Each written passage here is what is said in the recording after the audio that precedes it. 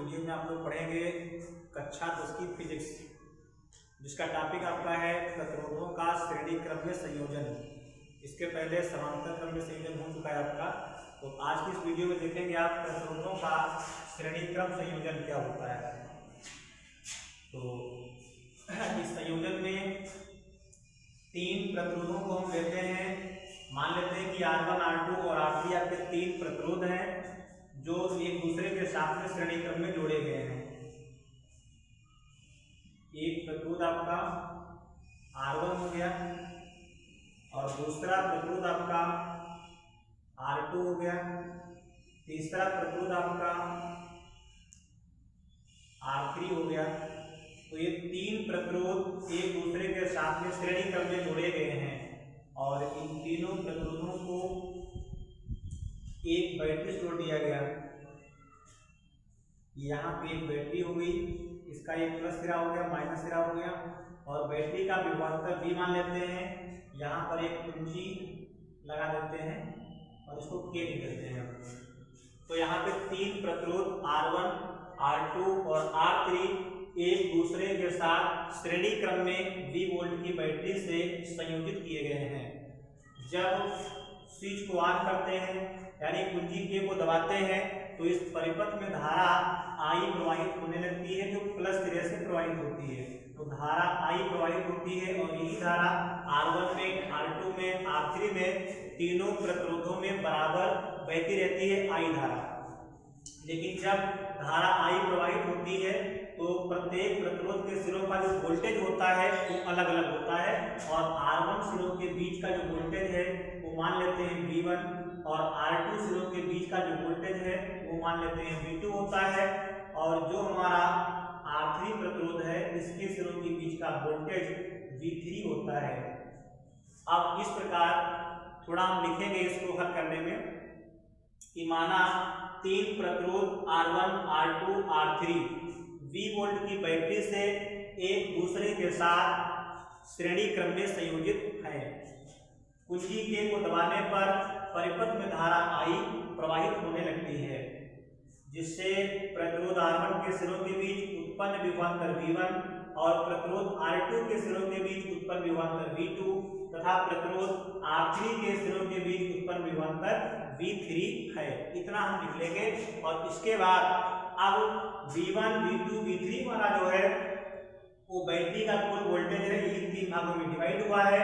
तो हम V1 का मान, V2 का मान, V3 का मान निकालेंगे और उसको V के बराबर कर देंगे, बस डेरिवेशन हमारा प्राप्त हो जाएगा। तो देखिएगा ओम के नियम से, ओम के नियम से, ओम का नियम क्या होता है? तो ओम का नियम जो होता है ये V बराबर IR होता है। तो ओम के नियम से हमें V का मान निकालना है तो V बराबर IR का प्रयोग कर लेंगे। अर्थात जो प्रतिरोध R1 है हमारा, इसके सिरों के बीच का जो वोल्टेज V1 है पहले इसका मान निकालेंगे, फिर V2 निकालेंगे, फिर V3 निकालेंगे। तो ओम के नियम से प्रतिरोध R1 के सिरों के बीच, प्रतिरोध R1 के सिरों के बीच विभवांतर, सिरों के बीच विभवांतर, तो ये हमारा V1 बराबर, तो ओम का नियम होता है V बराबर IR। तो इसी के अनुसार V के स्थान पे हम V1 कर देंगे बराबर I, तो धारा I है और R का मान R1 हो जाएगा, अर्थात I R1 हो जाएगा। ये इक्वेशन हमारी फर्स्ट बन गई। इसी प्रकार जो प्रतिरोध R2 हमारा है उसके सिरों के बीच विभवांतर V2 है, तो V2 का मान निकालेंगे। तो ओम के नियम से फिर कर देंगे हम प्रतिरोध R2 के सिरों के बीच विभवांतर, यहाँ से लिखेंगे V2 बराबर, तो V1 बराबर IR1। इसी प्रकार V बराबर IR के अनुसार V2 बराबर, तो I तो प्रत्येक प्रतिरोध में बराबर है I का मान, तो I ही रहेगा और R के स्थान पर R2 हो जाएगा, अर्थात V2 बराबर I R2 equation number second हो गया आपकी। इसी प्रकार जब निकालेंगे V3 का मान तो फिर ओम के नियम का प्रयोग करेंगे और प्रतिरोध R3 के सिरों के बीच के बीच विभवांतर V3 बराबर, तो V बराबर आई आर के अनुसार I का मान I ही रहेगा और R का मान R3 हो जाएगा। Question number 3। तो इस प्रकार से V1 का मान IR1, V2 का मान IR2 और V3 का मान IR3 हो जाएगा। अब समीकरण 1, 2, 3 में जो V1, V2, V3 निकला है वो V का ही मान है। तो हम मान लेंगे कि पूरे परिपथ के लिए तुल्य प्रतिरोध जो R1, R2, R3 का है, ये टोटल प्रतिरोध R है।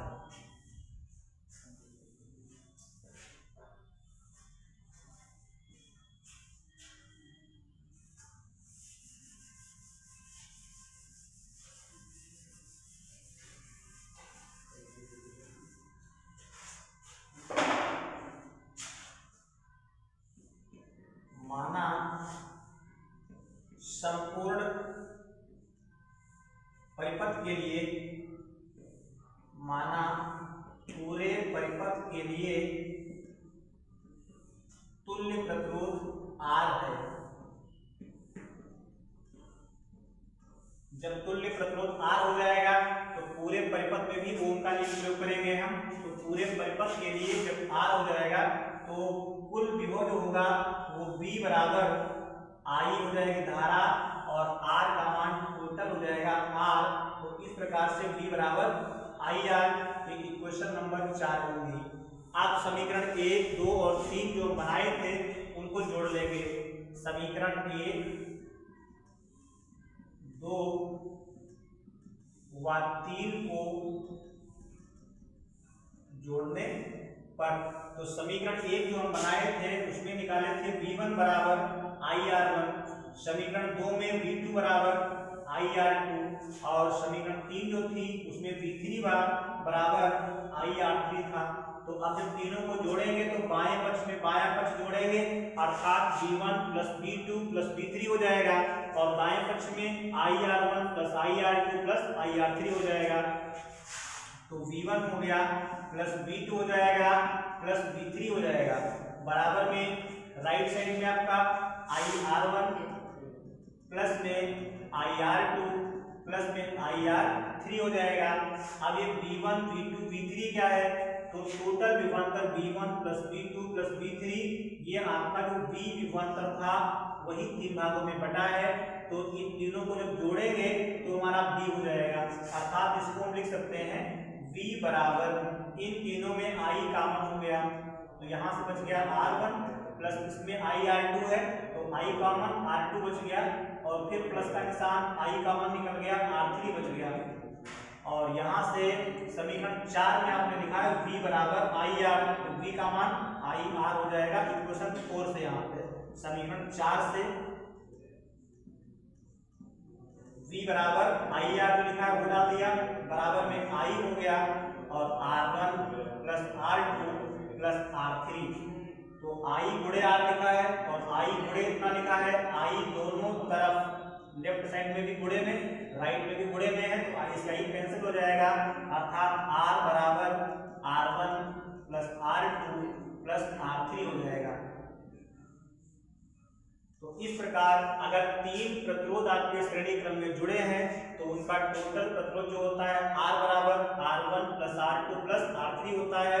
अर्थात हम लिख सकते हैं कि श्रेणी क्रम में जोड़े गए तुल्य प्रतिरोधों का या श्रेणी क्रम में जोड़े गए प्रतिरोधों का तुल्य प्रतिरोध उनके अलग अलग प्रतिरोधों के योगफल के बराबर होता है।